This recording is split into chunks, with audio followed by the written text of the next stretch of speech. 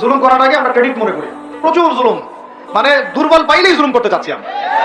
যদি দেখি ও আমার চেয়ে একটু দুর্বল, আমি জুলুম না করলে পেটের ভাত হজম হচ্ছে না, মনে করি যে আমি জিতে গেলাম। আরে ভাই, কাল কিয়ামতের মাঠে কি হবে আপনার আমার অবস্থা?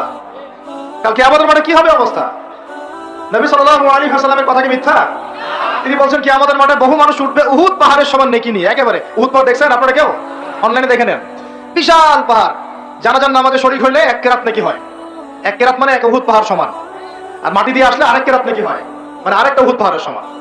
উহুদ পাহাড়ের সমান আরো উঁচু উঁচু নামাজের নেকি, যাকাতের নেকি, হজের নেকি, ওমরার নেকি নিয়ে উঠবে বহু মানুষ। আমরাই হয়তো বা তার আল্লাহ পাক আমাদেরকে মাফ করুন। ওঠার পরে বহু মানুষ সামনে দাঁড়ায় থাকবে।